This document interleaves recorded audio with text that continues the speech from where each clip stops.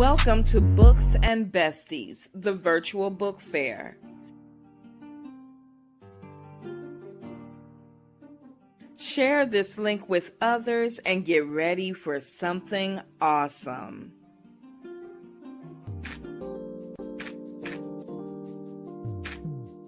Books and Besties, the virtual book fair. Good morning, good afternoon, good evening, whatever time zone it is for you. Welcome to today's episode of Books and Besties. This is the day the Lord has made for us, so I'm rejoicing and I'm glad in it. Let me tell you why we do this show.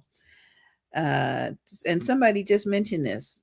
What do y'all do? Do you read books and discuss it? Yes, we do. We generally are discussing the books that we published. My co-host in the show is Avalon, and she is a retired nurse. And her latest book, and I tell you, she got a plethora of books, but her latest book includes a collection of nurse and medical instructors, people that are teaching the next generation that are coming in. So we're excited to talk to Avalon about her latest book and to also talk about how things work in the nursing and the educational area. That works out really, really well. So before we bring Avalon in, I just want to tell y'all we got a couple of announcements to make and a new show. Well, not a new show, a show that went on hiatus for a minute, a little extended vacation, and now they're back. So let me tell you about A Conversation with Mama. We're excited to officially announce that A Conversation with Mama is returning for season 2. Join us as brand new episodes premiere starting Sunday, May 10th at 3 p.m. Eastern Time. Presented by Sister Batten Productions and Angie BEE Productions, and led by the incredible Dr. Arville Hawkins. This new season promises to bring even more powerful conversations and meaningful biblical teachings designed to uplift, inspire, and speak directly to your life. Be sure to turn on your YouTube notifications and tune in via Facebook Live. We're back in full effect and ready to connect with you. Don't miss our Season 2 premiere on Sunday, May 10th, featuring a special message honoring mothers in celebration of Mother's Day. Until then, blessings to you from the entire team of A Conversation with Mama. I'm so excited about A Conversation with Mama. Like I said, they took a little bit of time off, but man, when they came back, these episodes are eye-opening. They are wonderful. You really feel like you're sitting and listening to somebody talking to their mother. You really feel that.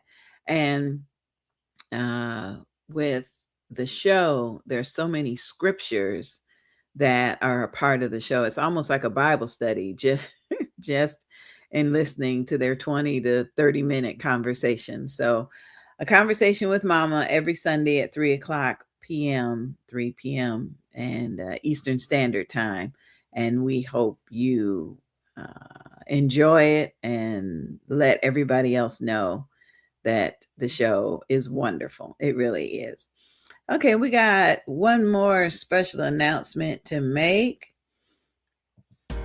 In Worthy Beyond Expectations, Tamisi Gordon shines a powerful light on the unspoken weight often carried by firstborn children. From responsibility placed on young shoulders to silent sacrifices made for the sake of the family, this heartfelt story explores the pressure to be strong, mature, dependable, beyond their years.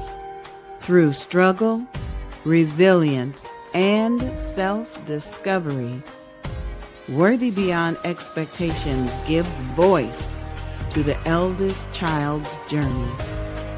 reminding us that even the strongest need understanding, support, and space to simply be a child. Worthy Beyond Expectations by Tamisi Gordon. Audiobook produced by Angie BEE Productions and narrated by me, the Queen Bee, Angie BEE.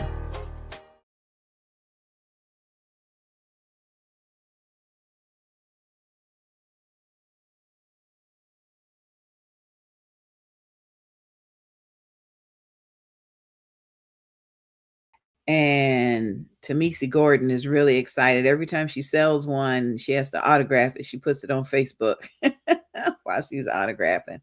So excited about Worthy Beyond Expectations because I'm a firstborn child. So that book is written just for us firstborns. Okay, let me bring in my co-host, Avalon. Good morning, good morning, good morning. Good morning, everybody. Good morning. You look all bundled up. What's the weather in New Jersey? It's a little cool today. Little cool today. Mm-hmm, mm-hmm. Yeah, I heard on the news y'all had a heat wave for a minute. For a minute, then it just started raining. It's supposed to rain this whole weekend, and the weather Oh, got good. in. Oh my goodness, not the whole weekend. Yes, Well, it's good for the lawn, you know. true for the grass. There you go. Yeah, yeah. So tell me about this new book you've done and why did you decide to do this one? Well, I had been doing uh anthologies regarding nursing, so I did one regarding nurse bullying, and then one about how we wouldn't quit. So then I Mhm. decided to do a book on those that teach the people to be nursing because you can't be a nurse without somebody teaching you.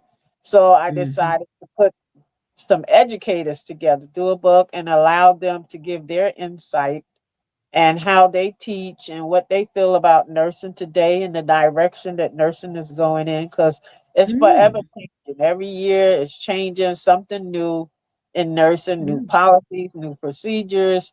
So I gathered 6 nurses, 7 actually, that actually teach other nursing students, and asked them to put a chapter in this book, preparing the Mm. next generation. So it's voices of professional educators that's actually Wow. taught this book. Yes. Yes. Wow. I wasn't an educator, but I was a preceptor. So I was a trained preceptor. So when the new nurses actually come to the floor, a nurse is assigned to one of them to follow them throughout their orientation. So I was that nurse who Oh my followed goodness. through the orientation, teaching them the routine of the floor, the meds, everything that they had to do, their procedures. So I followed them throughout their orientations. So I was teamed up with them. So I was their preceptor throughout the whole time. How long does orientation last? Well, it was when I was working, it was 6 weeks. I Oh. think they extended it a little bit to maybe Oh. 2. You probably have to ask the ones that are actually on the floor with them now, the educators that's in the hospital. But during my time, I'm retired now. They had 6 weeks of orientation, but they were also on 90-day probation. Oh. So it depended on my evaluation if I felt that after 6 weeks they were ready to be on their own or if I could release them but I was still available for them to ask any questions. Okay. Okay. Wow. I guess from a patient's point of view, I like knowing that they got their training and more for those 6 weeks. Yeah. Yes, yes. You have some patients that know that they're new because they see the preceptor with them. They're a Mhm. little hesitant, but as long as the preceptor is in the room at the bedside with them, most of them was cooperative. Yes. Nice. That's nice. Yeah, I've had a couple of nurses in my day practice on me trying to get some blood, you know. And then when they couldn't, they called somebody else who called somebody else. So yeah, I'm grateful. I'm grateful for all you have done in your 40 years of nursing, Avalon. I just think it's incredible. Thank you. Yes, I've trained many nurses. I trained many nurses. Even when I was in dialysis and I was the charge nurse, I trained other nurses to go to other facilities to be in charge at our sister facilities. Mm. So let me see the cover of that book again. That's nice. Preparing. Yes, and these are the educators on the back of the That's book. nice. That is Yeah. nice. That is nice. Appreciate it. Appreciate it. So, how did you d- did you let me see. Last time we were together, we were talking about an event, a kids book event. Did you have that already or is it coming up? So June 6th, gonna be at the Roselle Sports Center. June 6th June. in Warrenacre Park, the Warrenacre Sports Center. So that's a That's big event. There's all children books, all children authors. okay, Yes, it has. okay. I'm ready. That's a Saturday, right? Yes, it is. It is. Okay, remind me to air a rerun. We'll air a rerun of Books and Besties, so you don't have to worry about getting everybody together. Well, you have three authors coming in on that day. Oh, I do. Okay, Yes, thank you, thank you. We will miss you. It won't be the same without you. I'll pop Let in me. here and there. Okay. Let me tell you about Worthy Beyond Expectations. I've been reading through it, and it really is something. It really does what the back cover says it does. It shines a light on the unspoken weight carried by firstborn children, and I'm a firstborn, so I was really excited about it. But there was a chapter that talked about choosing yourself is not abandonment. Choosing yourself, and it's got self care, and I think it's just a really powerful little book. I hope you guys get a copy of it. It's on Amazon, or you can contact the author directly, and she'll autograph it for you. But I really do like that book. Really do. Wow. Okay, we got another book that you did that I want to play the commercial for. So here we go. Mommy, why do I have a cold? Written by Avalon Soulette Brown. Dedications. This book is dedicated to all of my grandchildren. You are always coming to hug and kiss Nana, especially when you have runny noses, sneeze, or cough. Nana loves you. Let's work together to keep the germ population down. Mommy, where do colds come from? Why do I have one? Mommy, why do I have a cold? Written by Avalon Soulette Brown. Narrated by Sonia B., Sandra B., produced for audiobook by Angie BEE Productions, and narrated by me, the Queen Bee, Angie. Yep, that's it. Why do I have a cold? I love your collection of children's books. I really do. Yeah, they're all based on the grandkids, so things that they Mm, like. yeah, yeah, that's a But good one. What I like to do is like one of the nurses, I like to read a part from his chapter that Okay. um the reality new nurses face. I Oh, really liked what he had to say, and that was Winston Murray. oh, Um, okay. Go ahead. I have also seen another side of nursing that we do not talk about nearly enough. The culture many new nurses walk into of feeling unsupported. I have seen them overwhelmed, made to feel small for asking questions. I have seen environments where the expectation is too tough and they have to figure it out or prove yourself through silent struggle. I have seen bullying, dismissive, and the kind of passive hostility that can make a nurse question not only their confidence, but their place in the profession. We have to be honest about that. We do new nurses no favor by pretending all they need is more grit.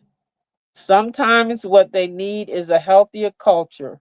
Sometimes what they need is a better teacher. Sometimes what they need is a leader who remembers what it felt like to be a new nurse and choose to train rather intimidate. The profession does not get stronger by eating its young. It gets stronger by developing them.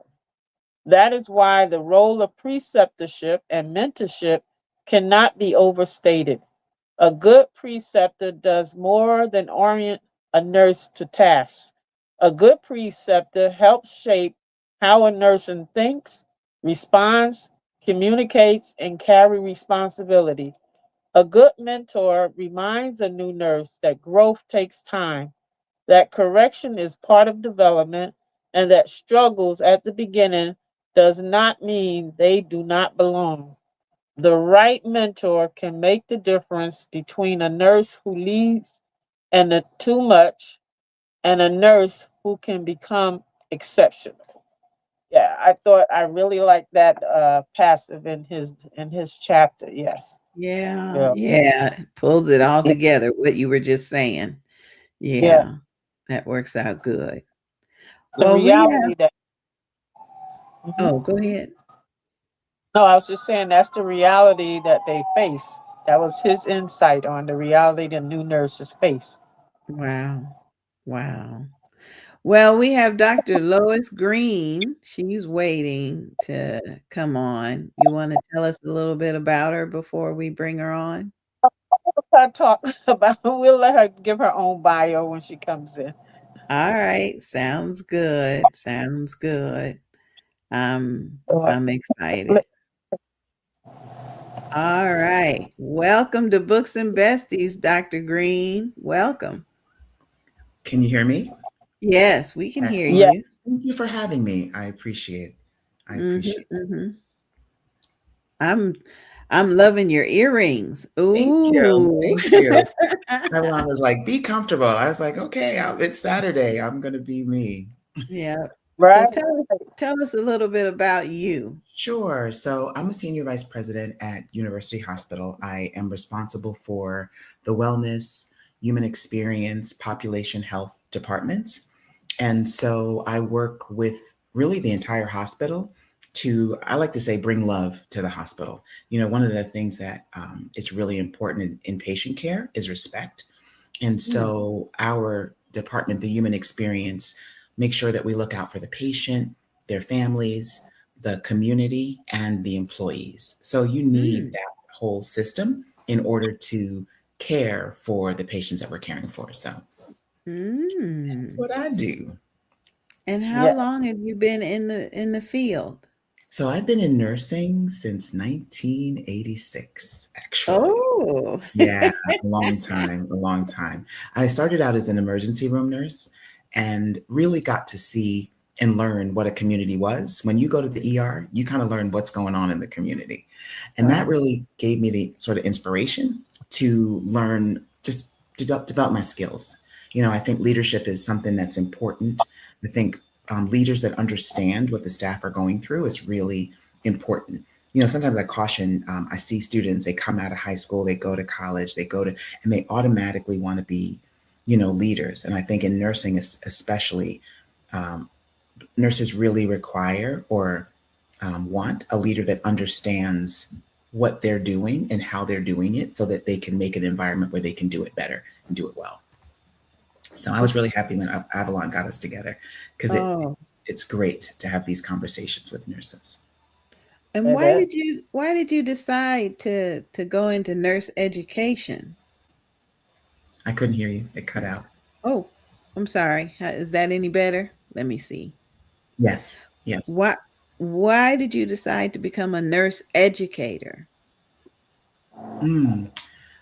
I think that when you learn something from someone, when you see anything really, and you want to do it well, you want to learn from someone that you respect, someone that gets it, that knows how to teach. Every good nurse is not an educator. I think I can Oh, do things well, but there's sometimes people who don't have patience with trying to teach someone else how to do it well. So I I get think that. understanding the mechanics of learning, I love adult learners, and I felt it's important when you are getting into nursing and learning really something that's a skill and an art, you kind of teach the important mechanics and then let that person bring their personality to it. And I loved what Avalon was reading before, because having a Mhm. preceptor is so important, but you get something that's not even measurable when you're learning from another person, Mm, their energy, their confidence. You can't structure, but you get while you're really precepting. mm, Preceptor. Yeah. I like that. Tell us through the challenges, how you felt about the challenges of nurses today. Wow, that was a great reflection. I I see that the generation today is different in that I think when I was coming up, I had an opportunity to see. My mom happened to be a nurse, and she's from Jamaica, so there was very much a nurturing of community. So I watched my mom take care of her mom. I don't think that this generation has the same. They're not baked in the same experiences, and Right, so there's right. more that a nurse educator has to I think teach. I think that the generation today doesn't see nurturing. A lot of people have their loved ones or elderly maybe in nursing homes and they don't visit very often. So I think when a nurse realizes that she wants to care for other people, then learns how to do it, it just becomes right. Like she realizes or he realizes that this is what I want to do is make other people's lives better. We're not Mhm, necessarily the most popular, profession. I think there's a lot of kids that want to be rich in money, and then when they get that and they realize they're not satisfied or they don't have any positive contribution, they realize that's not mhm, why I'm on this planet. And so, nursing is a mhm. profession that's consistent, that we don't have a PR team behind us. I don't think there's a lot of young people trying to break down the doors and say, "Oh, I want to become a nurse." But Yeah, when you get in it and you realize how much of a contribution you can be to people's lives, I think that changes everything. And then yeah. there's people that try to get into it for the money, and I think that's a bad decision as well, because it's if you're in it for the money only, you're not gonna you're not gonna be satisfied. Wow. Yeah, Avalon has we've had those conversations about, people that enter the profession for the wrong Mhm. reasons, Yes. and it's almost like you can see straight through them. You can, and I think the patient can feel when someone's not taking care of them for the right reason. And I think one of the part of the nursing is assessment. And the generation that we're taking care of now is totally different than maybe what we came through. So Mm, there's a lot that we have to adapt to in recognizing that people after the pandemic, there's a lot of anxiety. There's a lot of dis-ease, like nurses mm, dis-eases, and when people don't realize it, we can become the point of I can't fight the cancer, but I can fight my nurse, or the family's like I can't change what's going on with my loved one, but I can fight the nurse. And so we have to understand what our patients are going through and how can we become a partner in their healing. So, Mm-hmm. Is we this lost. your first? Is this your first book that you've written or contributed to? No, I actually had the opportunity to come on here and talk about my first book, which was Beyond the Spectrum, which is Yep. about autism and how healthcare providers and how parents, just a perspective on how we can better be educated and informed so that we can care better for our people that are not neurotypical. Neurotypical. I like that term. I like that. Yeah. Hey, Avalon. Hey, Avalon, we lost you. Yeah, her. It's unstable. Yes. Okay. So where do But you? I don't know if you see the future of nursing going. where do I see the future of nursing? I think it's almost like the future of funeral directors, right? People are not going to Oh, stop dying and they're not going to right. stop getting sick. I see the future of nursing is adapting to recognizing that there's not enough money, because healthcare has kind of gotten into this place where, oh, they're really smart people in healthcare and they figured out how to make money. That doesn't make people well. Hmm. So I think nurses have just, if we just stay with our foundation, right, helping people to be their best person and not advocating necessarily for more procedures or things that people don't need, but advocating for having people have optimal health, then we'll be fine because we've always been there. Like we've always realized that you can take a walk and exercise. You can do more for your depression than some of the heavy duty antidepressives that individuals are taking. So we take a holistic approach to people, and I think the future is just continuing to do that and recognizing that there's new stressors for people. I think the dopamine that people are getting from their cell phones and screens and children that are raised on screen times, that's a whole different stressor than what we may have been used to, but it's still a stressor that is impacting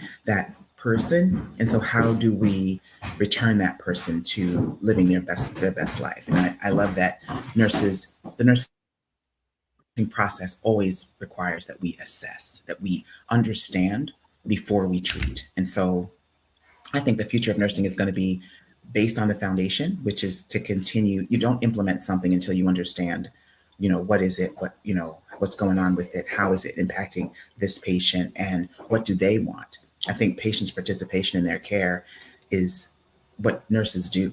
I think that we can have a very paternalistic healthcare system where people want to know, oh, what should I do? But we want to know, what does the patient want to do? What's your goal? So I think it's Mm-mm. going to be solid nursing process, just different. We have different inputs. I'll Mhm. say that. I Mm, mean, what mhm. like I'm retired now, but I'm reading about so many nurses saying they're leaving the field. Do you think Hmm. that's gonna have a big impact on patient care, or more nurses is coming in than more nurses leaving? I think it's going to. I don't know. When I got into nursing, it was a huge nursing shortage, and I remember I went with a friend to an interview at the hospital, and they were like, "You have a nursing license? Can you start tonight?" It was like the shortage was so severe. I think that just continues to cycle. Like people leave and people come.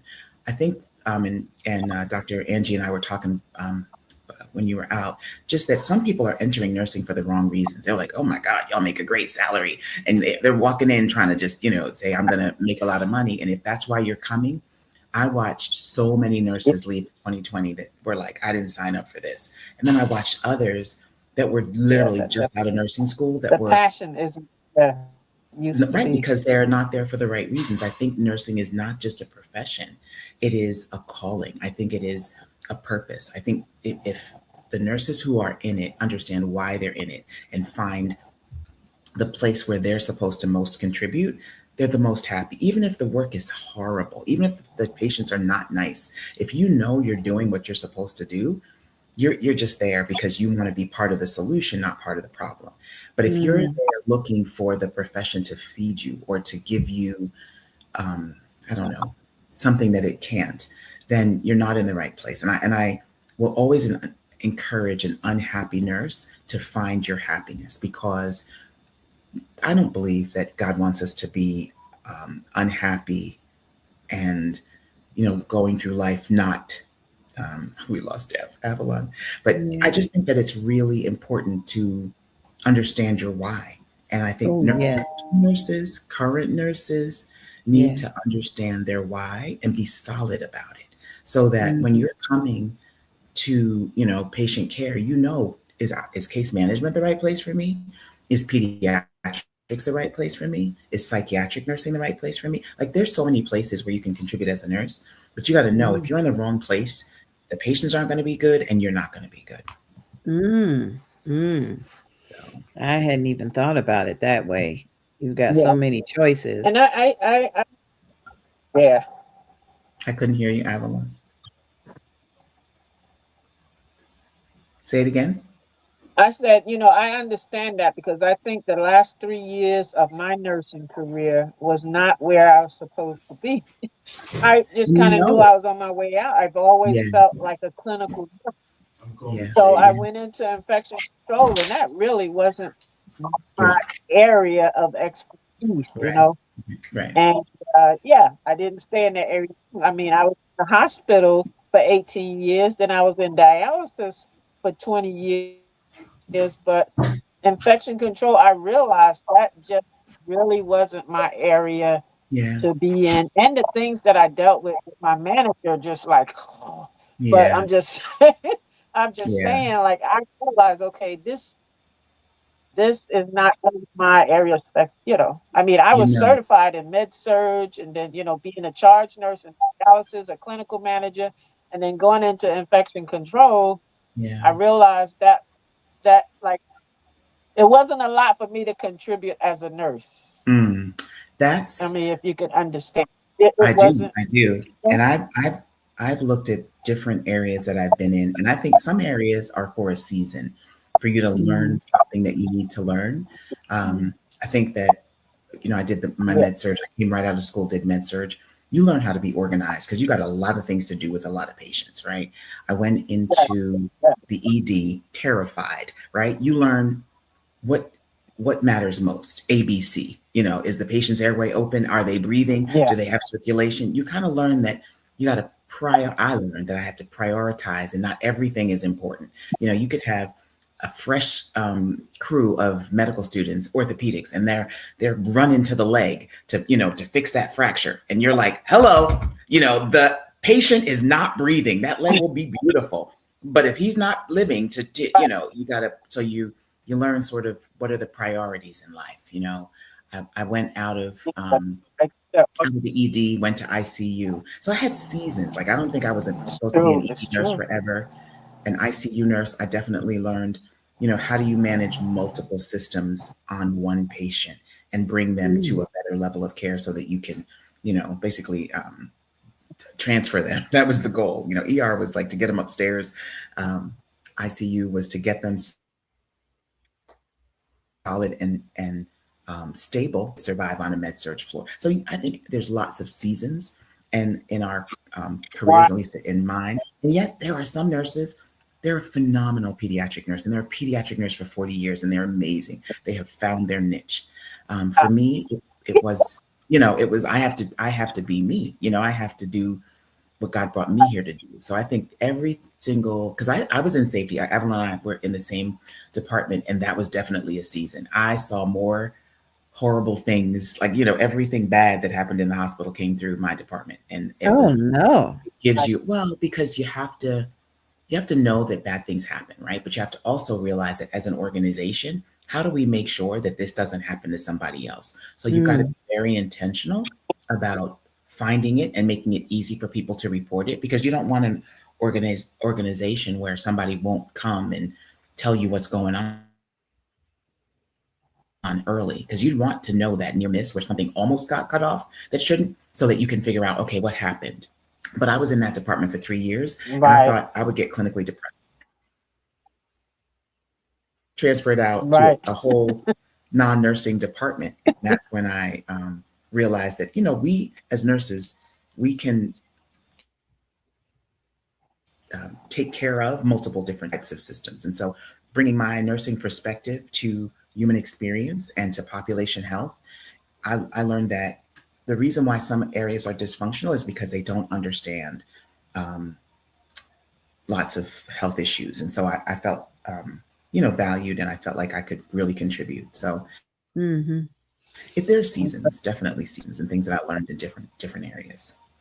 Yeah, because my first GIGU post-op floor.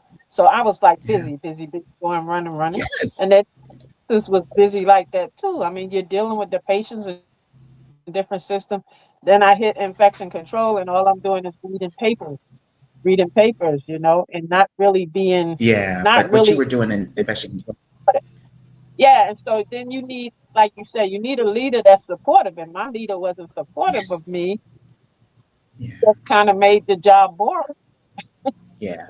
It's Yeah. like, Yeah. anything I had just got slashed down. So it's like, Yeah. okay, what am I Leadership doing? matters. It definitely matters. Retire. And yeah. Retire. Go ahead and retire because this is not working. Well, it's just a different But season. Like now you're bringing nurses together in a whole different way. in an area where you're constantly badgered by the leadership, it's like, you're just gonna be like coming to work and just coming to work. Mm, You're not really, because your hands are tied. I mean, Lois knew my leader, so she kind of have an idea what I'm talking about. But yeah, I I like to hands on. I want to be moving, but I got old. What can I say? Now I'm 69. I got old. Time to rest. well, rest or contribute in a different way. I think that what you're I doing, bringing feel nurses like, together, getting yeah, a sustainable voice. And so, these things will be able to be read way after all of us are gone. And I Mm-hmm. think the perspective and the words that we have to say to young nurses are important. So you're just doing a different, this is a different season for you, but still the contributing. nursing guide, how to be that nurse, how to be a charge nurse, how to be a clinical manager. I'm putting out those different guides in a series. So I Yeah. mean, like you said, somebody will read them somewhere down the road. Yeah. you know, And they're yeah, wise. I think there's a lot of people don't realize because oftentimes we take a good nurse and we say, "Oh, be the manager." That's a whole different set of skills, and Mm-hmm. yeah, when they don't survive or people don't like they think they're there for people to like them or they don't know how to communicate with people right. properly. They get in their feelings or they don't manage their emotions. Then it's not successful, and then it's like, oh, they weren't a good manager, or they leave the profession. I know when I And did that's an staffing. Yeah, and I think every manager, if you're going to be a manager, you can't just stick people in a position because they have years of nursing. They need training. Like when I became a clinical manager, they sent us to Boston for a whole week to do 8 to 4 training, 5 days for the week. They didn't just stick. I didn't just get stuck in a position because I had nursing experience. I was Right. taught how to be a manager, and that's some of the That's problems. important. Like I read a lot of stuff on LinkedIn when nurses are talking about their managers, is because some of them are just stuck in the position because they need a body. They need a body in that Right. position, and they put Yeah, people they're in there. desperate. They're not people persons, and so you end up running the good nurses away. Oh, No, there's a lot of that. There's a lot of bad leadership out there. But I tell, nurses, we get to also manage up, right? I think that sometimes people feel like they don't have the power or the voice, but conversations and relationships are two-way streets. So Mm-hmm. it's the worst thing that can happen in healthcare is that we shut down and we stop advocating for our patient or advocating for each other because then people die. That housekeeper that won't speak up because that room wasn't cleaned. Patient has perfect surgery, goes in there and gets an infection and dies. It's because it wasn't safe, for them to feel like, oh, I need to let them know that room wasn't cleaned or Wow. communication is huge. And I think that learning how to respect each other's contribution is huge. But you've got to learn that other people's opinion of you don't define you, that you're Right. still Right. going to do the right thing. I've been fired from jobs because I did the right thing, and I would do it again rather Right. than stay there and watch an injustice happen. Do you know what I'm Mhm. saying? So you just have to kind of trust. I trust God because I feel like if I'm not Mhm. supposed to be here, I'm not supposed to be here. So, Right. yeah. Yeah, Right. it's true. Right.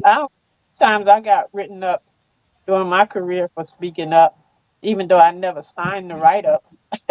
But I still spoke up, and that was, that's an issue. If a lot of times when you speak up, Yeah, you get as the problem person, but you're speaking up Mhm. on the right thing you can. going on. You can. Mhm. And that's part of the training too, right? Part of teaching nurses how to cuss, how to use words like I'm concerned, I right? How to this is a safety issue. I am uncomfortable, and then Right. those words, kind of trigger, oh wait. Let's step back because the challenger crashed because someone didn't speak up, right? Someone didn't feel comfortable in a room with the president of the United States to say, you know what, those O-rings, they've never been tested at this temperature. I don't know if they're going to work. We should stop. We should just double check. And he didn't Right. say that, and all those people in that vessel died because of a Ooh. because of a culture. So Right. I'm always and it still happens. I'm going to tell you, Avalon, people are shut down when they speak up because they feel like, oh, somebody's making me look bad. And it's like, you know what, we have to get over ourselves. But at the end of the day, a safety culture is each person, feeling safe Right. in. Right. Right. So, Each I always think of the medical profession and nursing as like a team. They all have to work together, and mhm. you just kind of confirm that in my mind, Yeah, that the communication is essential. it is. And sometimes groups of people, they don't operate as a team, right? Because we can have hierarchies. We're like, oh, that's the surgeon, or that's the administrator, or that's the housekeeper. People need to like flip that. If we don't each do our job, then that patient could die. And Mhm. so we need to respect each other. I have nurses that work on a floor years and years and years, have no idea the housekeeper's name. Why? What does that say? That speaks volumes. Right. She's been working with you for years. You don't know her name. She's a human being who is helping you as a part of the team. And Right. we don't even think it's worth, like, we have people who walk by each other in the hallway, and just don't speak. It's like, you don't see the humanity in me. You don't see I That's don't see true. the humanity. It is true. And that's Right. something that we have to work on Yeah. every day, I, building respect. Yeah. That's that's part of true. leadership, right? Is trying to foster the respect. Because a lot of times your team members don't know how to communicate with each other. And they might Mm. have very good intentions, but they don't know how to own their own feelings. So you'll hear things like, oh, she gets on my nerves. That's a you problem. That's not a her problem. Right. It's like, and leaders, they're like, okay, well, let me just separate them. You can't separate everybody. At some point, you got to get people together and say, okay, what did she do? Oh, well, she slammed the door, or she came in the break room and doesn't speak. So she thinks we have this conversation about what we think other people are thinking that we might be thinking. And it's just, what? It's what happened. She walked in the break room and did not speak. That's a is or it isn't. How did you feel about that? Well, Wow. she Yeah. thinks she's better than me and blah, blah. We go into this whole conversation in our head that has nothing to do. She might have been distracted. Her mom might be sick. You don't know what people are going through, why they walked in the break room and didn't say anything. So now you have to say, what do you need? We're colleagues. I can have a conversation with you and say, Angie, when you walked in the break room, I didn't hear you say anything. I felt ignored. I own that, right? What I need is, when we're colleagues, when we see each other, that we speak. And I'm requesting that when we see each other for the first time in the shift, that we speak, that we say something to each other. That's Right. a grown person's conversation. Not, Right.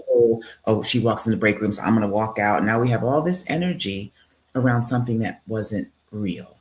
Wow. You know what I'm saying? And Right. that's part of leadership, trying to get people to understand, communicate a need, make a request, own your feelings, deal And with that's facts. true. Communicate a need, own your feelings.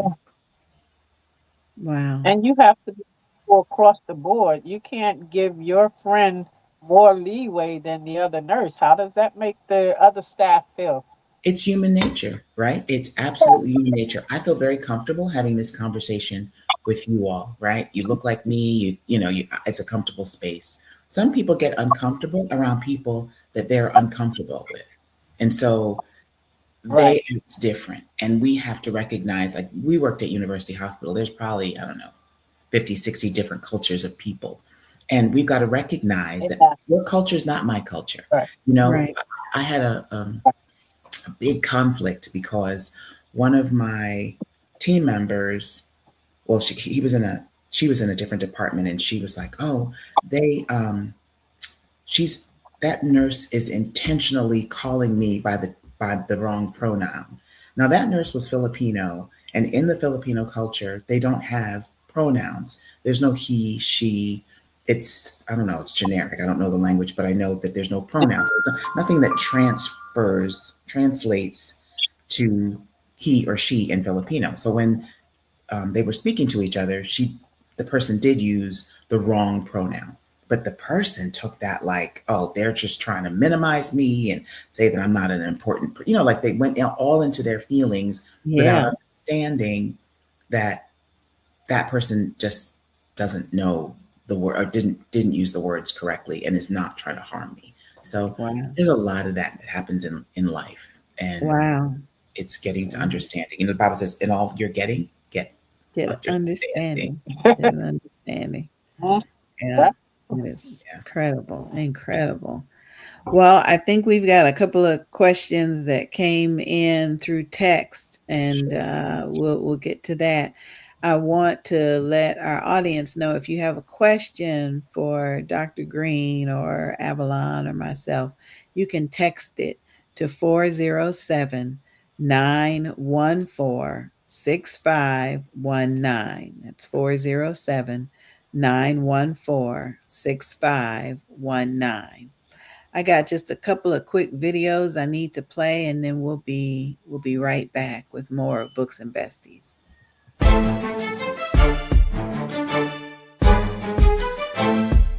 Hi, this is author Avalon Celeste Brown. I am the visionary of this project. Recently, I've been speaking to different nurses who have been expressing and voicing their challenges and their frustration while working in the field. So I decided to reach out to different nurses from different specialties and bring them together to create a book so that they can write about their experiences, their challenges, their frustrations that they experienced in nursing and how they overcame them and why those challenges did not make them quit. This is going to be a very important book for the next generation of nurses, because they can see that they are not alone out there. The nurses before you have gone through these same type of challenges, these same frustration, but they never allowed it to make them quit, because nursing is their passion. And this is what we want you to know. Keep your passion. Never let them make you quit. Audiobook produced and promoted by Angie BEE Productions. I've had wives and I've had friends. An anthology for women, written by the men we are trying to love. Gentlemen, you are cordially invited to become an author by sharing your thoughts and experiences in our anthology. Tell us about your love for sports. Tell us about your love for grooming. Tell us about your love for gaming. Tell us what you want us to know. Submit your bio, headshot, and your story, along with the submission fee of $250. Send it to author Avalon Brown 165 at yahoo.com, or you may send your info to Angie BEE Presents at gmail.com. An anthology for women written by the men we are trying to love. I've had wives and I've had friends. Brought to you by author Avalon S. Brown and me, the Queen Bee, Dr. Angie BEE. Yep, that's the new book project that Avalon and I are working on. So if you are a man or you have an experience from a man in your life, just get in touch with us and we can talk to you about being in our next book project. Okay? Excited, so excited. This is wonderful. This new book that Avalon has published. It's well, let me bring her back in. Avalon, I just want to tell you, I'm so proud of you for this book project. This one really, I mean, I know you've done some other ones, but this one really seems like it's something that nurses will need to have. Yeah. All right, we're gonna bring Dr. Green back in. Hello. Hi. Okay, our first question is, how can you be a doctor and an RN at the same time? That's a great question. So, you can get a doctorate in many, many things. And my doctorate is in health administration. The doctoral degree is just the highest level of whatever you're studying. And so there's doctors of nurses that are called DNPs. There are doctors of health administrations, which is what I am, DHA. There are medical doctors. There are doctors of education. So that is that was my journey. I did a master's in business administration because healthcare is definitely a business. My bachelor's of science is in nursing, and then I did a doctorate in health administration. So I'm very proudly a doctor nurse. That is cool. That is cool. All right, Avalon, your turn. What questions do you have for your co-author? What questions? I've been asking her, but now you wrote something about what changes need to happen in nursing education. Yeah. Mhm. I see a lot of sort of a movement. I think 2020 sort of moved the training of nurses to a simulation sort of experience.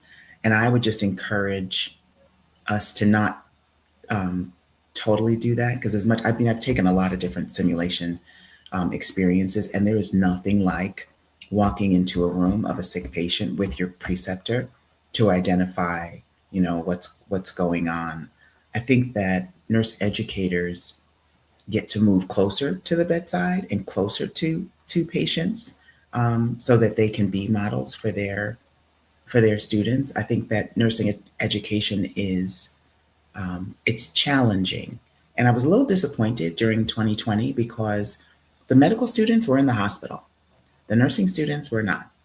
And I felt like that was a challenge and really driven based on the nurse educators, because they didn't want to come into the hospital. I think it's really, really challenging when your medical counterparts are coming into the fire and we weren't Wow. as nurses. So I just feel like nursing education needs to get more granular and more alongside the patient, as well as embracing the technology. I think that Mm. there's a lot that's going on in the world with AI and things that really can enhance health for our patients that we need to, as nurses, sort of embrace and optimize. We take care of patients that speak many different languages. There's a way that you can, have your healthcare information translated into the language the patient understands. We take care of Mhm. patients with many different grade levels. You can take your operative report and put it in an AI and put it in a language that the patient understands. And then the Mm. patient can interact and ask questions, sort of just basic questions, and it can be interactive. So there's a lot. I don't know how it's going to happen, but I definitely feel like this is an era where patients can be more empowered to be healthier, as opposed to just listening to what somebody learns. And we have to embrace that. There's a lot of knowledge out there, a lot. Wow. That's powerful. That's powerful. Well, we've got another co-author that has arrived. Author Shantae Lennon is here, and so we're going to bring her in. Welcome. Welcome to Books and Besties, dear. Hi, Welcome to Books Shanti. and Besties. Hello, Well, hello, nurses. Hello, Dr. B. How's everybody doing? we're well. Good. Well, nice Good, to good to meet see you. you all. Good to see you all. Thank you for having me. I Tell am, me tell me about your experience writing your chapter for this book. oh wow. So, thank you to author Avalon Brown for allowing me this wonderful opportunity. It has been a whirlwind of a blessing to actually get to share my story or some of it in how being a nurse educator contributes to healthcare today. Simply because I started out in healthcare at age 19. Mm, So outside of working in McDonald's at the fry station, I don't know anything else. I started out as a CNA for 11 years before I ever became a nurse.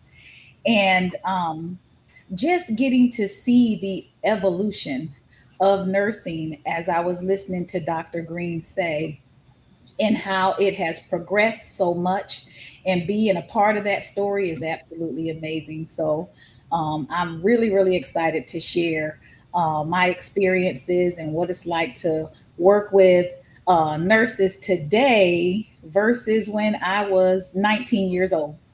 Big, mm. big, big difference. Now, Wow. Arthur Payne actually works in the nursing school at the where the nursing began at. Mhm.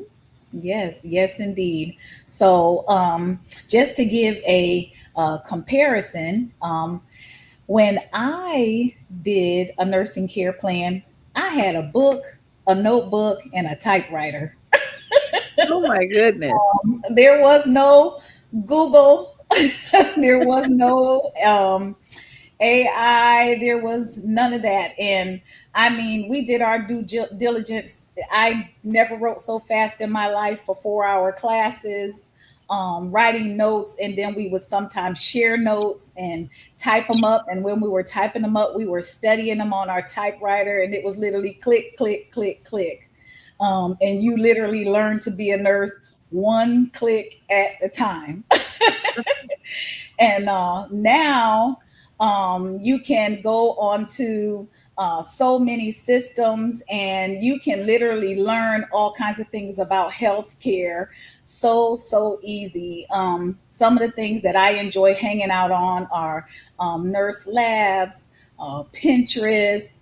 You can see next gen on YouTube, all Mm. kinds of different things that you can look up, that we had to read the chapters, highlight the boxes, write the notes, and all of those wonderful things. And now I can click on Pinterest and get a cheat sheet and review things myself.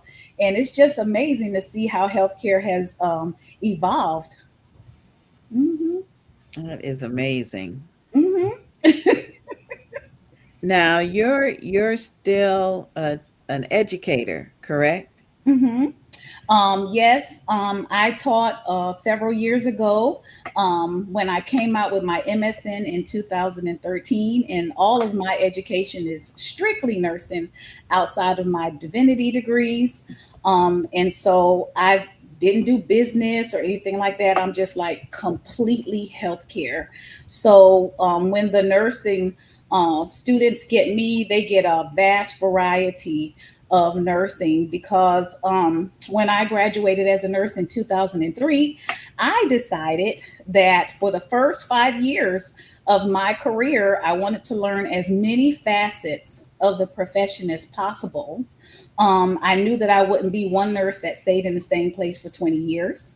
And so my first 3 years, I did coronary care ICU and took care of cardiac patients. And then I didn't actually learn med surge until my third year of nursing when I started travel nursing.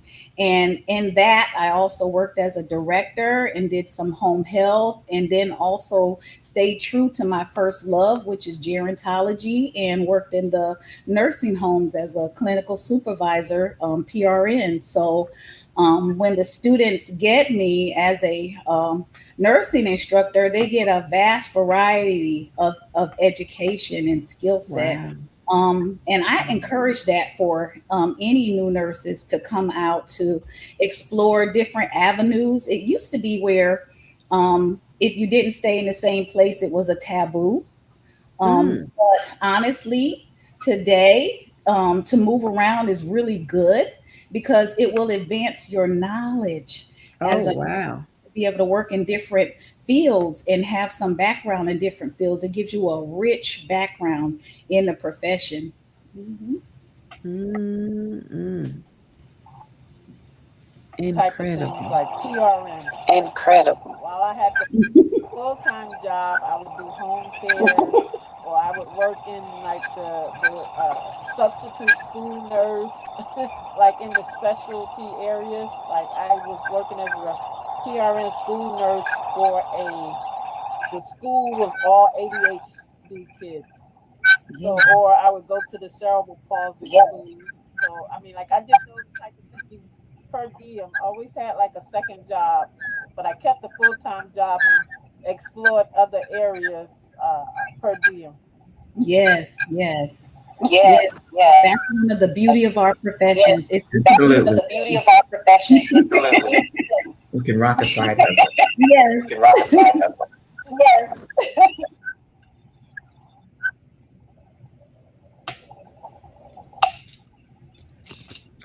Okay, next question. Okay, next question. Actually, I think we're going to take a quick commercial break. We got an echo coming. We got an echo Let me see coming. if I can fix Let me that. see if I can fix that. We'll be right back with more books and We'll be right besties. back with more books and besties. Wake up and turn your Saturday all the way up with Mornings with Angie BEE. Every Saturday from 8 to 10 a.m.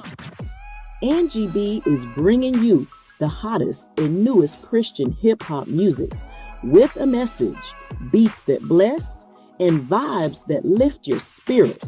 Whether you're getting ready for the day or cruising through the weekend, Angie BEE's got your soundtrack, faith, fire, and flavor. Don't miss Mornings with the Queen Angie BEE every Saturday, 8 to 10 a.m. on City Worship Radio. Living with anxiety and depression can feel like you're drowning. Come join a tribe that will help you press through parenthood and life. maternalmattersfavored.org, mmfavored.org. In a world full of noise, our stories whisper truth. Stories of faith, hope, and redemption made to uplift your spirit and stir your soul. Featuring award-winning films, Walking in the Spirit.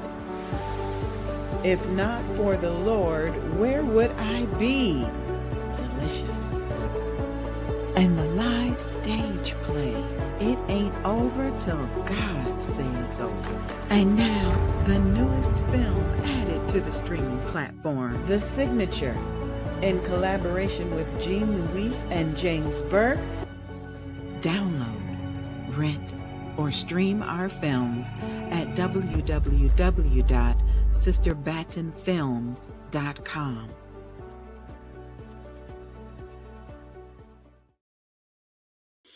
We are excited to bring you a vast assortment of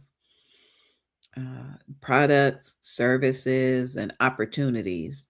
So if you've got an upcoming event, you've got a book, you've got a project that means the world to you, just get in touch with us so we can showcase it here on Books and Besties. The number is 407-914-6519. And you can also use my email address, Evangelist Angie BEE, that's BEE, Evangelist Angie BEE at gmail.com, and we'll get it together for you. Okay, let's see if we got the audio working. We'll get it together for you. Okay. Avalon, Working. we got an echo still. I'm trying to see if it's... Yes, I'm here. Okay. Okay, Dr. Lois. Okay, And, Dr. Lois. And yep. We still got an echo. We still got an echo. I don't know what it is.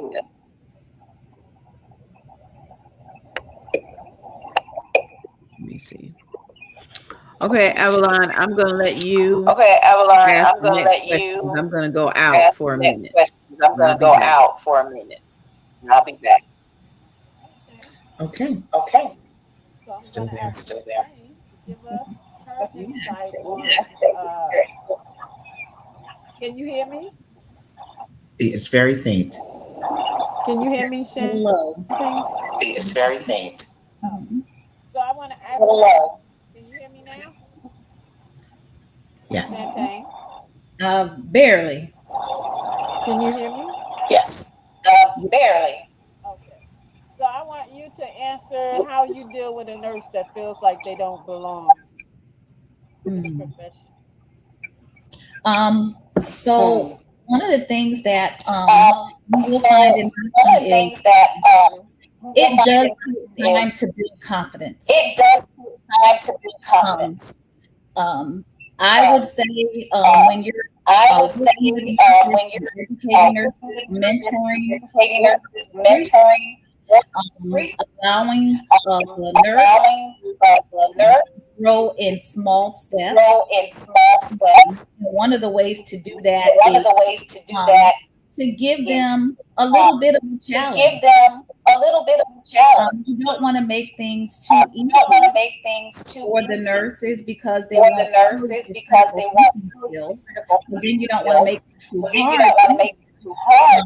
And as they do things, precept starting IV. When you start that IV, and be back, it's pretty amazing feeling that you prepared that student. And the nurses feel their skill set. So building confidence, critical thinking, integration, help them to feel more comfortable in your profession.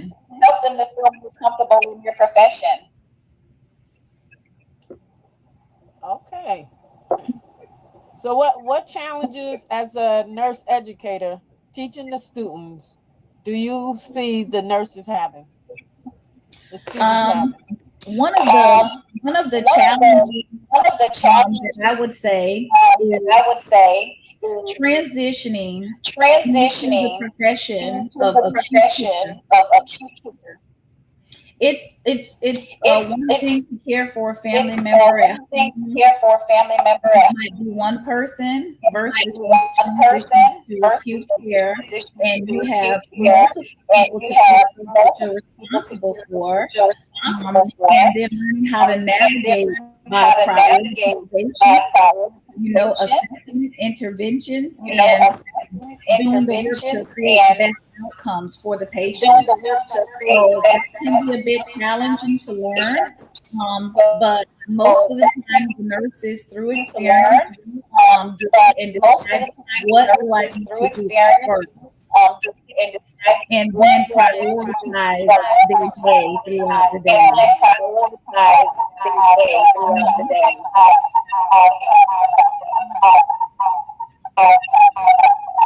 Do we need to go into settings? Is it me? Can you hear me? Go cancellation settings. Is it me? In audio. Ladies, we still have an echo. I'm going to ask each of you if you would go out and come back in. That may clear things up a little bit. Avalon, go out and come back in, and we'll see if that helps. All right, and while we're doing that, it is time for the necessity of editing. This is a video that shows the importance of having your book, your writings, everything you do should be looked over and edited. And so we're going to play this quick video, and hopefully by the time we get back, the echo will be gone.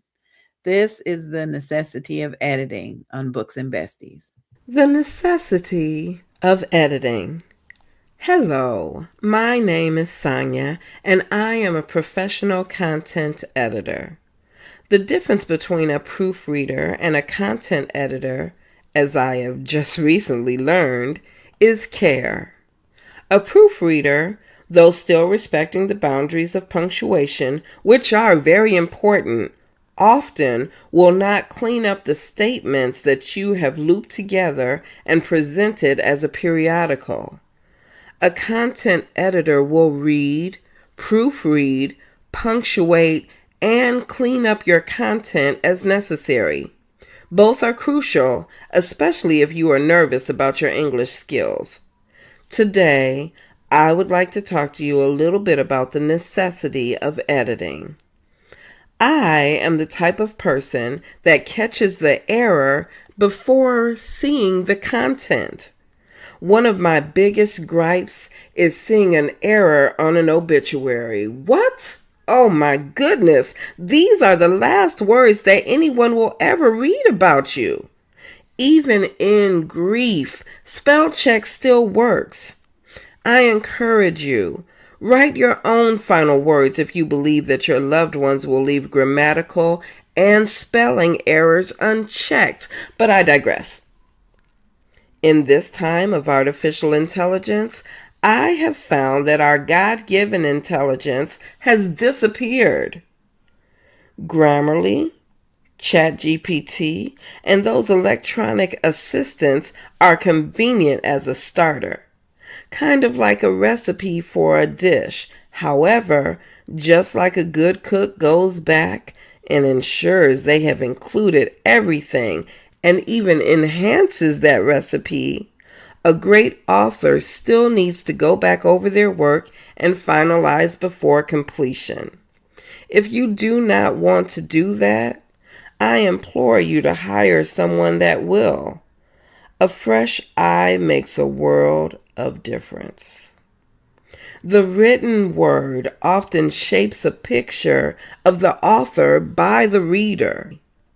When synonyms are used interchangeably, adverbs are tossed about incorrectly, and punctuation is just doing its own thing, an avid reader will lose interest in the plot and grow tired of making corrections in their head.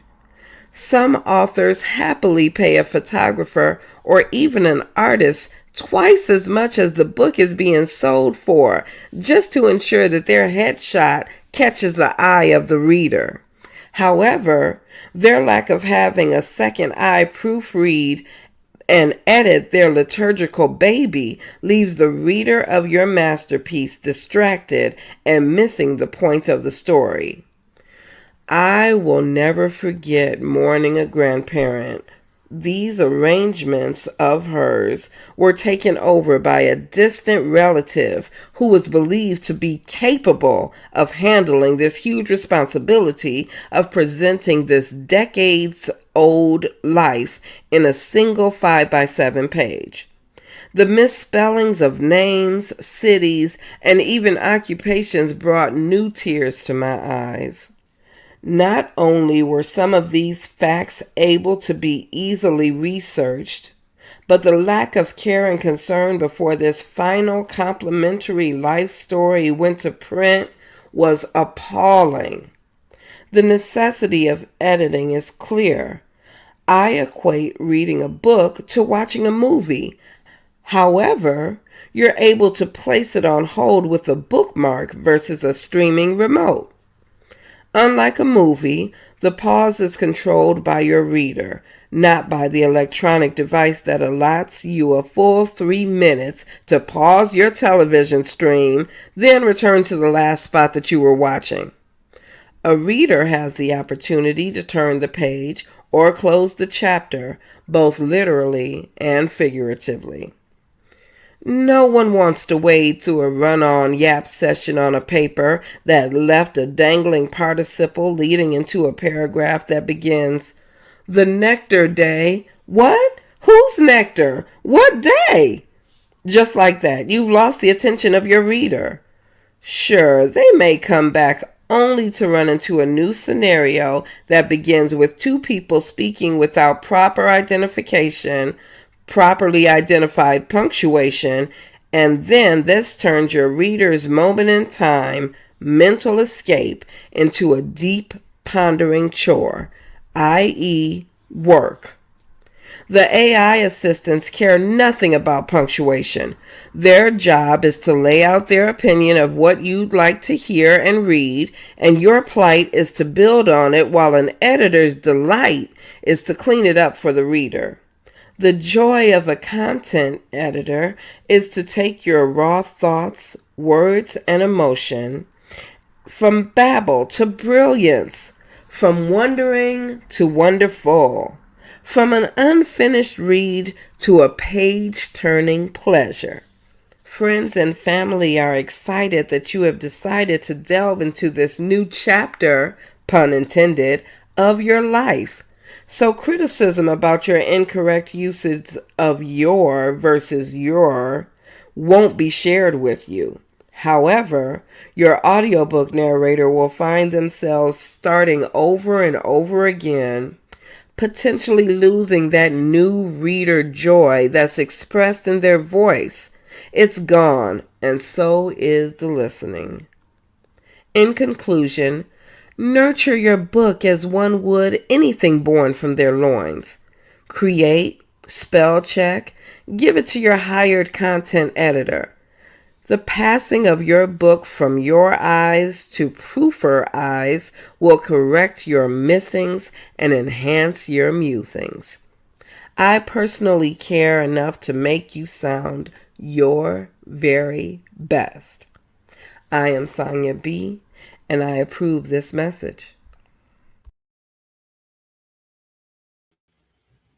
That was the necessity of editing, and I am excited to bring different tips to people that are interested in becoming authors, like Avalon and I are authors.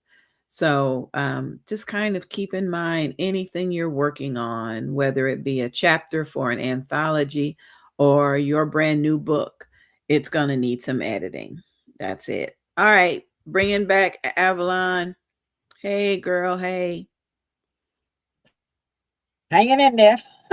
Yep, that's good. Okay, we're going to bring in Dr. Green. Let's see how you Hey, doing. that worked. That worked.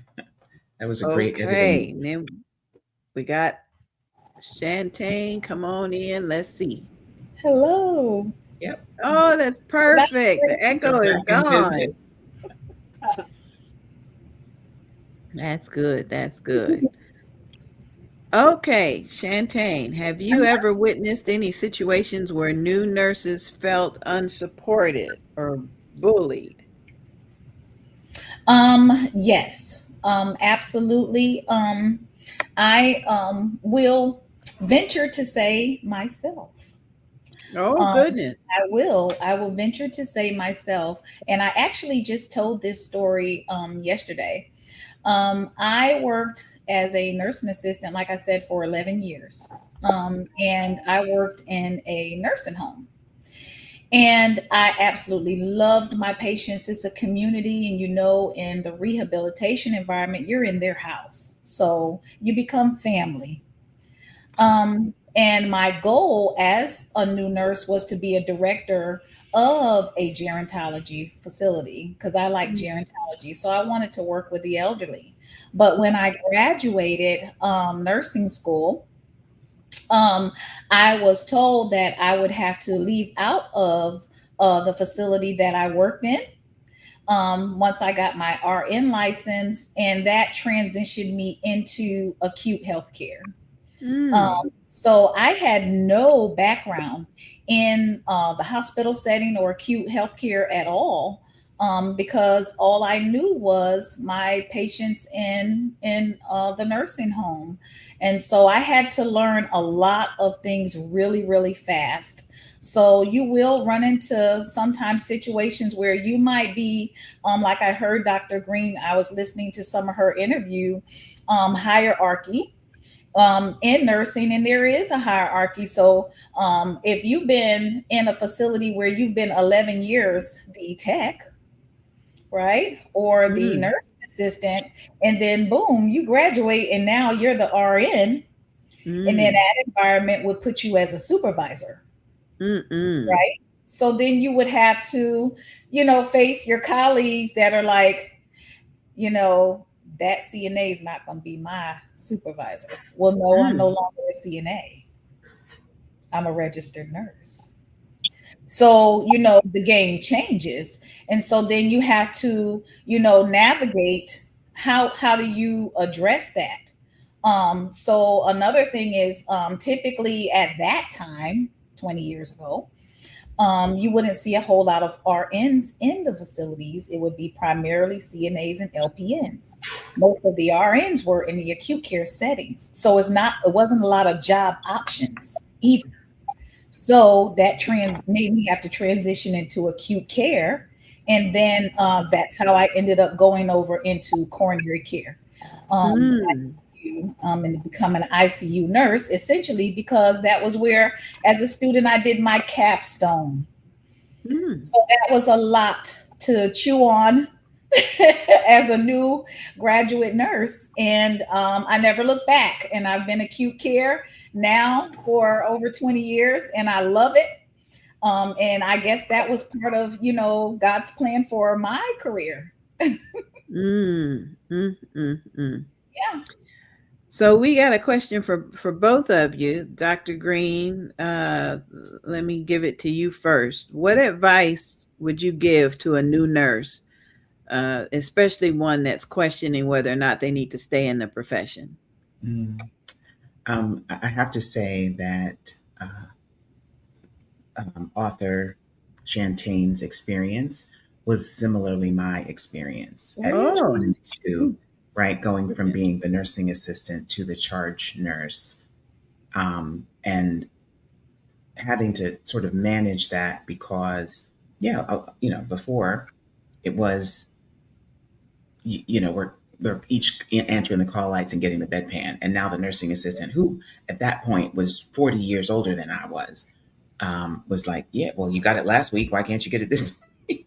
And it's like, having to have that conversation where it's like, I now have to we were mixing meds back then. I have to mix up these meds, so I need your help. And so it's really, that was a challenging moment. And you also mentioned how people are expecting the nurse to look a certain way. So I remember, we had our side hustle, and I do agency nurse at the hospital up the hill, and the doctor passing me to go to the Caucasian nursing assistant and say, oh, these are the orders I need taken in. And she had to point him back to me and say, you need to speak to the nurse. And so your conversation just brought all that back. But what I would say to the new nurse is, you need to know who you are. A lot of people get into the profession and it's sort of theoretical. I'm a nurse.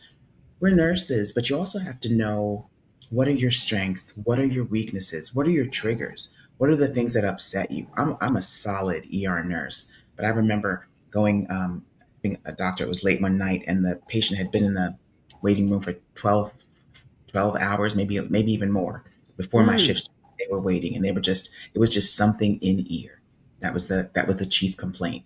So the doctor looked in the ear and was like, oh, I need this thing from the OR. Went, got it, came back. He pulled out a full size moving cockroach out of that person. Exactly. That was response at the bedside. Like, I don't do bugs. Things that are crawling and still are like, I have to realize I got to prepare myself.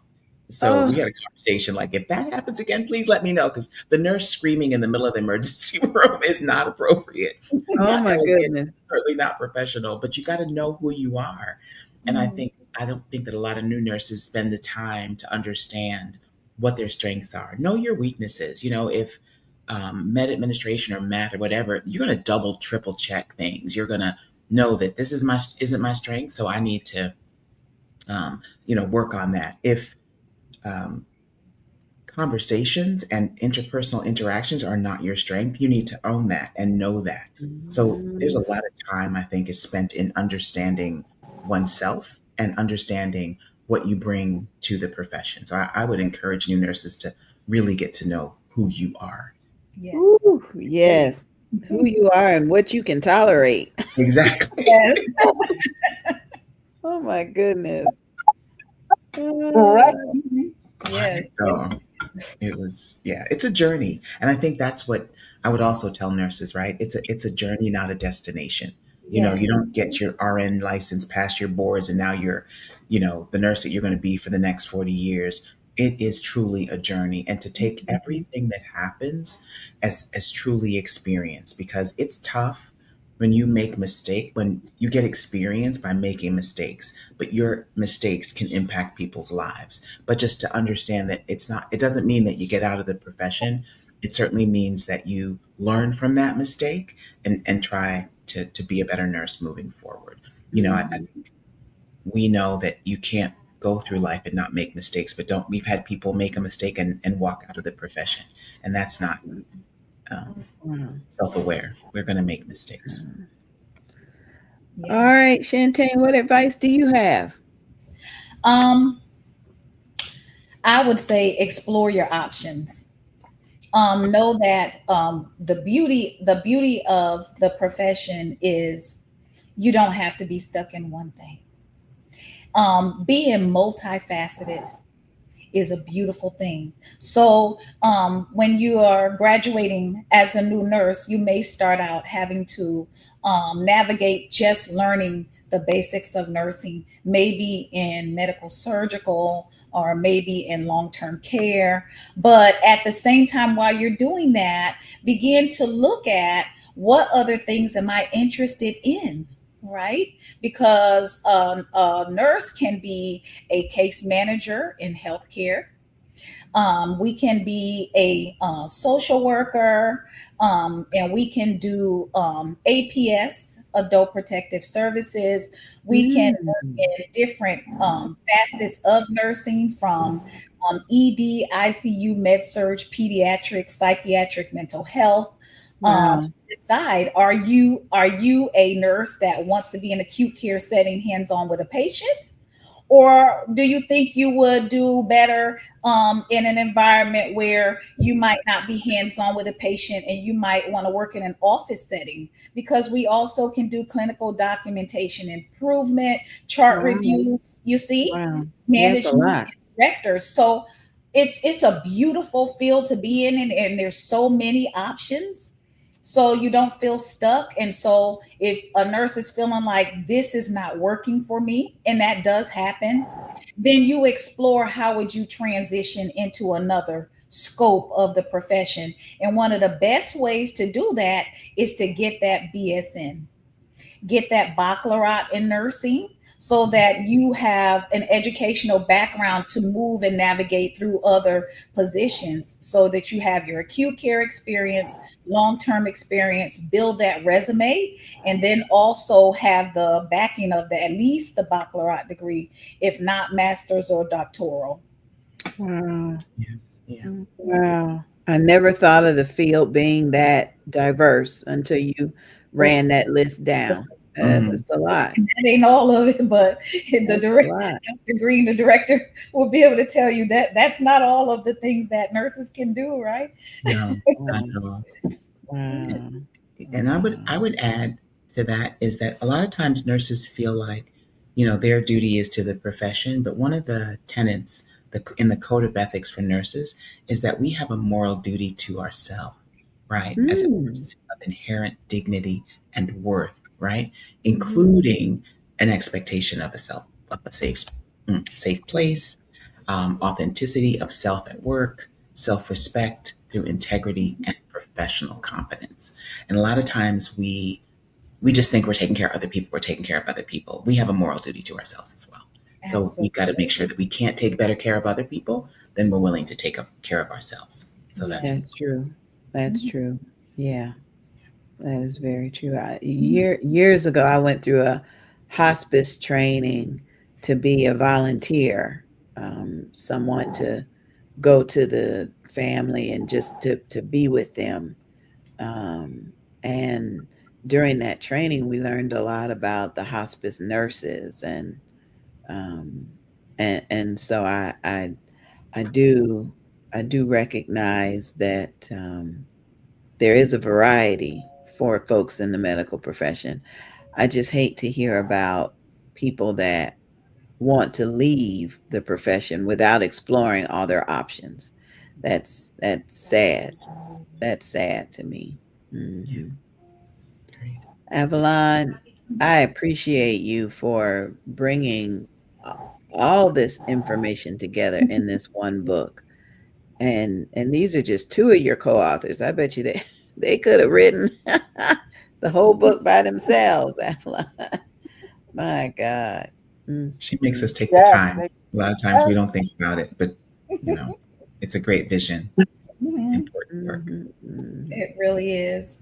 And I if I may add, health and wellness in nursing, health and wellness is so vitally important. And just going back again to where I started and where we have evolved, we would do 8-hour shifts, 7 to 3, 3 to 11, 11 to 7. Is what we typically would work. And then that transitioned over to 12-hour shifts. And you could be 36 hours, 48 hours working. And then you may have children and a family, church home and other obligations. And that's a lot to navigate in a profession. And we have to navigate that in a way that we understand, don't chase the dollar.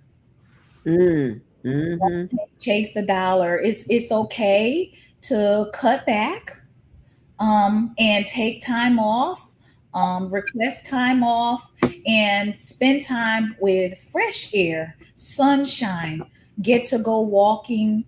And like I said, for myself, I'll use as a lot of examples. My vitamin D level stayed low for a very long time. And I would have conversations and I had to take vitamin D. And what it was is, if you think about it, when I traveled, I would sleep. And then I would get in the car when I was ready for work. I'd drive to work. And then I would be in my facilities working for 12 hours. And then I would get off. I would get back into the car. And then I would drive back to wherever I was staying and go back to sleep. So at what point was I ever getting fresh air and sunshine? You see? Yeah. And so exhaustion, weight gain, vitamin deficiencies and imbalances are things that, healthcare providers face. And so our time off is vitally, vitally important because you can't always just go outside. You got to get the job done. You got responsibilities. You got to take care of people. And so your time off, by all means, hit the beach. Yeah. Hit the park, throw on the sneakers, get out, drink the water, all of the things, because if not, your body is going to begin to speak to you that, hey, your hair is shedding, your skin doesn't have the beautiful color, you're tired all the time. And then when you go to the doctors, the labs are going to tell the story. Wow. You can go from being the nurse to being the patient. Wow. I never understood why they made y'all work 12-hour shifts. What's the... Actually, a lot of nurses want that. They like the time off. Like, I know when I started doing it early in my... Get those 4 days off. And many months you can get 7 days off in a row, and you're not. Yeah. So it's a balance, but it is work, and we need to respect that, because some nurses try to work the 12 hours, and do the school pickup and do so you're really shrinking your sleeping time to a very small amount, and that's when you're trying to burn the candle at both ends. You need enough rest to get back and work that 12-hour shift again. Okay, that makes sense. That makes sense. As an administrator, I'm working 512, so I I'm guess it envious. worked good. Uh, It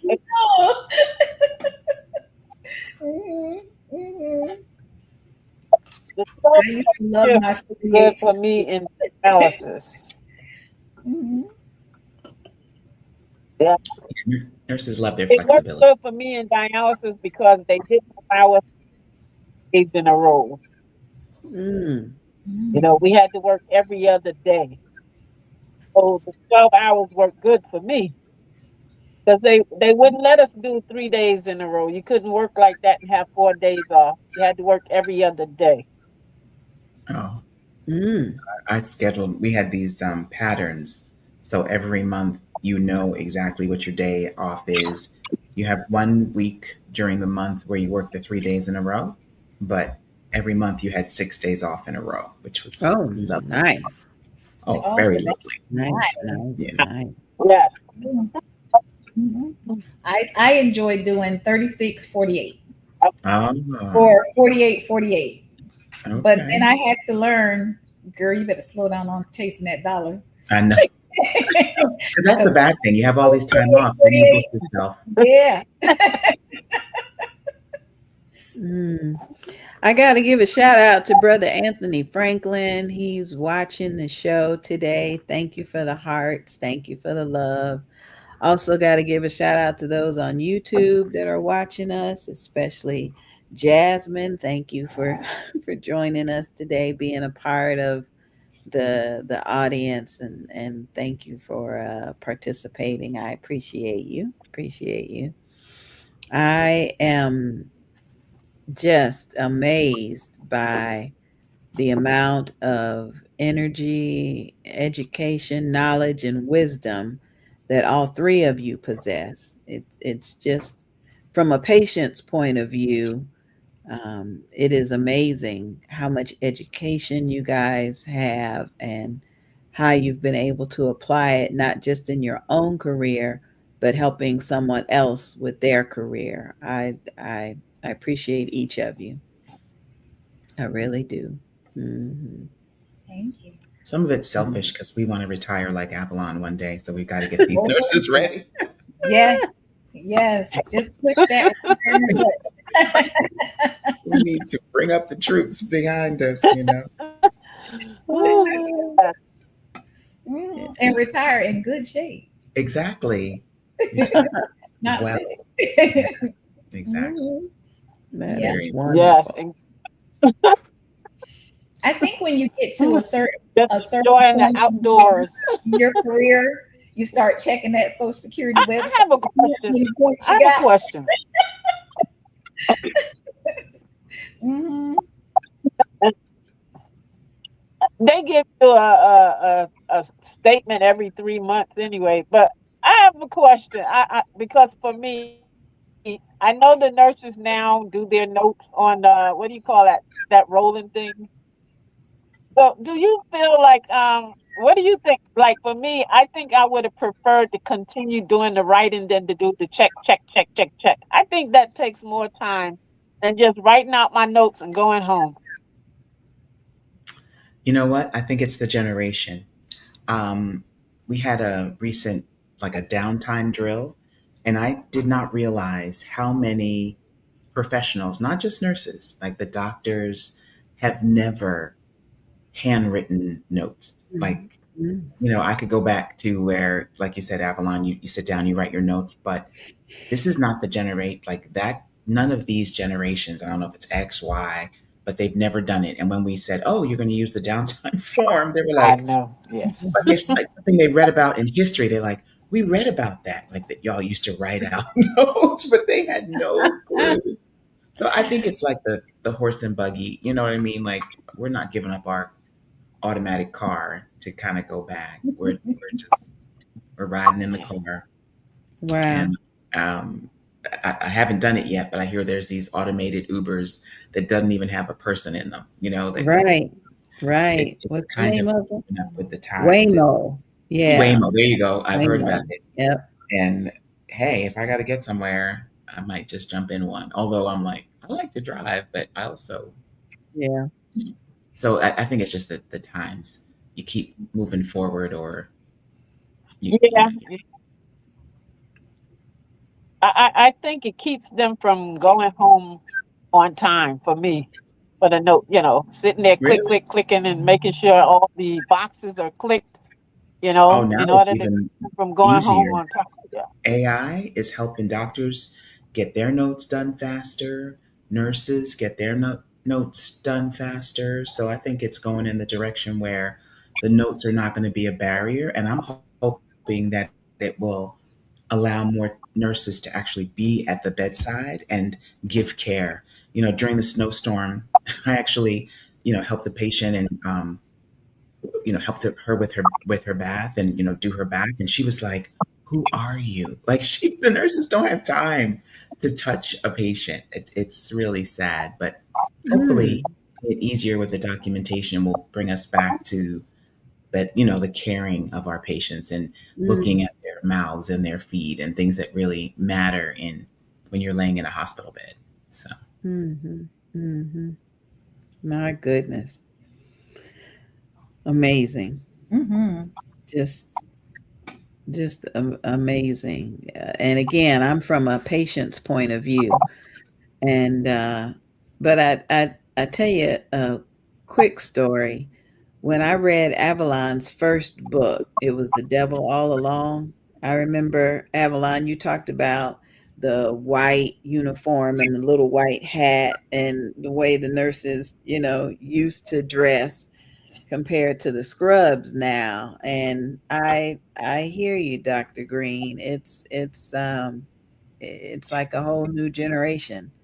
Um, no, nobody's written. Nobody, they come in the nurses come in your room wheeling this big computer and laptop and taking everything in, and will barely lay hands on you. yeah, yeah. Will barely. I think the closest aspect of really just laying a hand on me is putting the blood pressure Blood cuff pressure, on me. exactly. That's it. So there Yeah. have been, yeah, a lot of changes I've seen as a patient from one generation to the next. Yeah. And sometimes just getting someone to breathe and to relax, and even a short back rub can help them sleep better than every sleeping pill but it's not a part of the practice anymore. So Wow. hopefully we'll Wow. get back to the things that work, Right. the things that getting patients to relax, to understand how they're feeling. Like, there's a lot. Hmm. And so another question, what changes do you think need to happen in nursing to better prepare them for modern day or this generation of healthcare? Do you want to go first? Oh no, doctor, by all means. So I think the change is that nurses have to be adaptable. The Mm. information that I learned when I came out of nursing school is no longer valid and or accurate today, Mm. and I probably would not pass the boards using that knowledge from back then. Wow. So yeah, because things change. The amount of blood that you lose during a surgery years ago versus now, totally different. The people that we interact with, the things that we could do. I mixed my own drugs. Now it's actually illegal. If it's not a pharmacist dispensing the drug, that there's so much evolution. I think nurses need to be adaptable, stay evidence based, like really, really embrace why are we doing the things the way that we do it, and keep bringing this information. Nursing research and nursing information is so powerful because we're at the bedside more than any of the other providers, right? So we can bring a perspective. I think embracing learning and embracing how to be adaptable is key, um, Mm. because nursing is it's a skill, but it's an art and it's also a science. So Mm. we need to embrace the science and really embrace what works, um, and be continue to be advocates for our patients. But um, nursing education just has to adapt, I'd say. Mm. Mm. My question, just to get you to continue, doctor, is do you feel like that BSN, having that baccalaureate in education and then going on to master's or doctoral where you get the research, really, really gives more of a well rounded nurse? Absolutely. I think that a nurse at the bedside should be a doctorally prepared nurse. I just think that the each degree that you take, you understand it's not really about people like, oh, you got letters behind your name. No, you gain perspective on how you're looking at Mhm. things. Mhm. So it could be something simple like, I think it was a nurse that developed those caps that go on the ends of the IV so that patients don't get infections. Or there's so much nursing innovation that happens when you can bring a perspective or a curiosity. That's what I love about the higher. Like my terminal degree taught me how much you don't know because you learn so much about this one little aspect that you really have a healthy respect of just learning and recognizing that, wow, what why is the outcome, what impacts the outcome. I think a lot of the research around social determinants of health and realizing that 80% of how a patient is going to do when they leave the hospital has nothing to do with the care while they were in there. It has to do with, do they have transportation, do they have stable housing, do they, all of these social drivers that were never even asked at the bedside before. But now, Mm. if you want your patient to do well, you ask the questions that are going to help have a better outcome. And there's so Mhm. much, like I love, I'll tell you a story. So I was doing a talk recently. I've been a strong advocate for advanced directives, and where people say, what is it that you want at end of life? And I was doing the talk, and there was a nurse in there, and she was so frustrated. She's an ER nurse. She's like, by the time the patient gets to the hospital, that's too late to be having these conversations. That spurred something in me. So I wrote a proposal that when you get your driver's license renewed, you should be able to pick your proxy, work on your advanced directive. That should be done at a point where there's no friction, right? We're Mhm. doing choosing, like if you want to do an organ, if you want to be an organ donor, when you renew your driver's license, you should also, pick who's my healthcare proxy and be able to fill that form out when you do your driver's license. God knows those lines are long enough. You have time. Fill it out then so that when you do, uh, unfortunately, end up in a hospital, people are not guessing what you want or what Mhm. you desire. So it was because of that Mhm. nurses just really moral distress over having to manage family members that are, oh, I want this and this one wants this. You haven't seen her in 20 years. Why are you even talking? There's so much, but nobody knows what the patient wants. But if we have that document, like, listen, y'all can fight outside. This is what Mary wants, and this is what we're going to respect and do. Makes it Mhm. for an easy conversation. So nurses Mhm. bring a lot, I would say. Um, the thing that bugs you, look into that. How do we fix it? Like having that perspective matters. Mhm. Mhm. What do you think, Shantae? I have to say, I absolutely agree with Dr. Green. And then probably today, the only way that um, we could, as a body, implement that is to go back to really, really focusing on nursing councils. Mm. Shared decision I making. remember years ago being on the nursing councils in the hospital where all the great minds would come together to see what we could do to reinforce and strengthen the profession and get best patient outcomes and all of the different discussions. It was wonderful. I don't know if we still have a whole We lot do. lot. But yeah, nursing councils were awesome, and that's where you would get Dr. Greens. You would have the directors and the leaders to come in with the associate nursing and baccalaureate and MSN, and we could gain that perspective and knowledge from the leadership. Yeah. Absolutely. You Mhm. can't have a magnet organization without having shared decision making in nursing councils. So I'm very Oh, happy. We work. University Hospital does have a robust, and they are amazing. That's the thing I love. I think part of what hurts us is that we think, oh, the more degrees you get, the further away you should get from the bedside. And we need to change that perspective. Our patients deserve excellence at the bedside. And so mm, just realizing that there's space for us with advanced degrees in education, but there's also space for advanced degrees at the bedside and not looking down at that. I think that's amen. Amen. Amen. Thank you, ladies. Thank you so much. This has really been eye opening for me. Again, as from a patient's point of view, this is eye opening. And I pray that this information reaches others that will become knowledgeable of what nursing really is, and the love and commitment that is put into this profession. It's amazing, amazing. Listen, it's almost time for us to go. I'd love to get some contact information so that the viewers can reach out to you.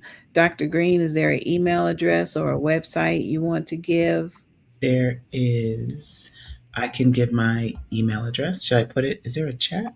Let's see. Um, I I can I could change post it it. for you. Okay. Change your name and your headline. Okay, so what's your email address? Lois V. Green, LOIS, V the is in Victor. letter, hmm oh, the letter, okay, middle initial again. Yes. B is in Victor. Okay. Green with an E at the end at Gmail. Uh-huh. And my Okay. website, which still needs some work, is Dr. Green RN. Okay. Got it. Got it. All right, Shantae, your turn. What? Oh, okay. So I'm going to try to drive this to nursing. So if you visit my website, shantainlennon.com, I do have nursing journals and manuals and things available for nurses. And I also have one book, You Can Be a Nurse Like Mia. And that book entails me become when I was a nursing assistant and my little story about how I became an RN. Nice. Mhm.